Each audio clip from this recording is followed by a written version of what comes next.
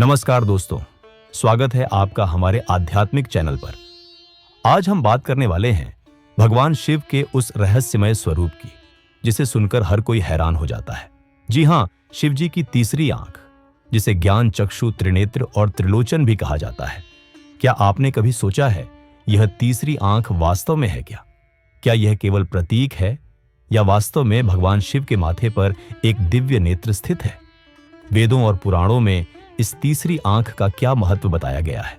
आइए आज हम आपको लेकर चलते हैं वेदों, पुराणों और महाकाव्यों की उस अद्भुत यात्रा पर, जहां भगवान शिव का त्रिनेत्र ज्ञान, विनाश और ब्रह्मांडीय शक्ति का प्रतीक बनकर प्रकट होता है।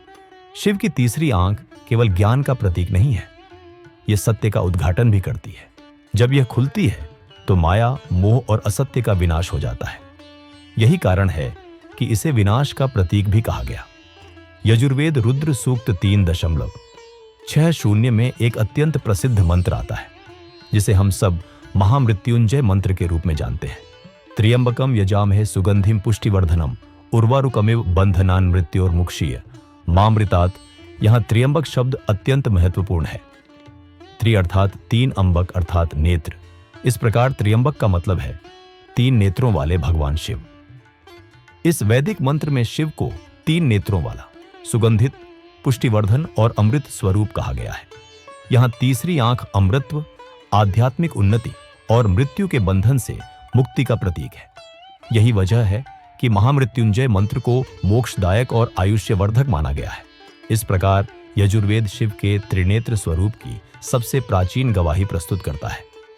दो शिव पुराण रुद्र संहिता में तीसरी आंख के अनेक उल्लेख आते हैं। एक कथा के अनुसार जब माता पार्वती ने खेल खेल में शिव जी की दोनों आंखें बंद कर दी तो समस्त ब्रह्मांड अंधकार में डूब गया।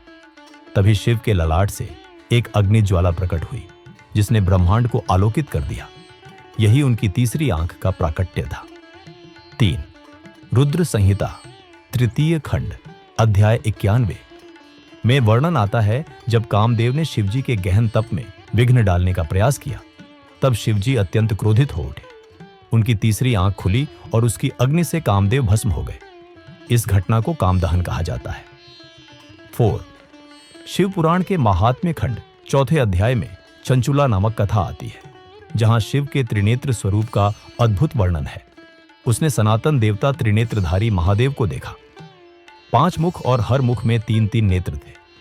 मस्तक पर अर्धचंद्राकार मुकुट शोभायमान था और उनके अंग प्रत्यंग से करोड़ों सूर्यों जैसा प्रकाश निकल रहा था। यह वर्णन बताता है कि शिव का त्रिनेत्र केवल एक प्रतीकात्मक आंख नहीं, बल्कि उनके अनंत दिव्य स्वरूप का प्रत्यक्ष अंग है। 5वां महाभारत अनुशासन पर्व में भी शिव के त्रिनेत्र स्वरूप का उल्लेख है। यहां कामदेव दहन की कथा विस्तार से मिलती है। जब शिव तपस्या में लीन थे और कामदेव ने उन्हें व्याकुल करने के लिए पुष्प बाण छोड़ा, तो शिव की तीसरी आंख खुली और कामदेव भस्म हो गए। इसी कथा में रति कामदेव की पत्नी ने भगवान शिव से प्रार्थना की, हे महादेव, आप तो निरहंकारी और दयालु हैं, फिर क्यों आपने मेरे पति को भस्म कर दिया? शिव ने करुणा करके आश्वासन दिया कि कामदेव भविष्य में शरीर रहित रूप में संसार में विद्यमान रहेंगे। 6. शिव अष्टोत्तर शतनामावली नाम 28। शिव के सहस्रों नामों में से एक नाम है ललाटाक्ष, अर्थात वह भगवान जिनके ललाट पर तीसरा नेत्र है। दोस्तों, भगवान शिव की तीसरी आंख केवल एक दिव्य शक्ति नहीं, बल्कि एक गहन आध्यात्मिक सत्य है। तीसरी आंख का संदेश है बाहरी दृष्टि से परे जाकर आंतरिक दृष्टि को जागृत करना, अज्ञान और मोह को जलाकर सत्य का प्रकाश प्रकट करना, और यह समझना कि सृष्टि का हर विनाश एक नए सृजन की तैयारी है। इसलिए दोस्तों, जब भी अगली बार हम ओम नमः शिवाय का जाप करें तो याद रखें कि शिव की तीसरी आंख हमें भीतरी प्रकाश और दिव्य चेतना से जोड़ने वाली शक्ति है।